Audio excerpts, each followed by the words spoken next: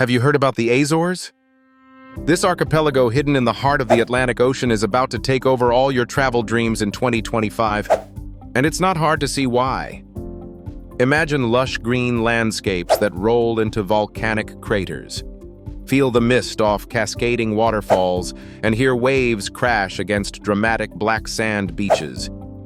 The Azores isn't just breathtaking. It's eco-conscious and tranquil, a safe haven for all. Here's the scoop. The best time to visit? May through October for sunny skies.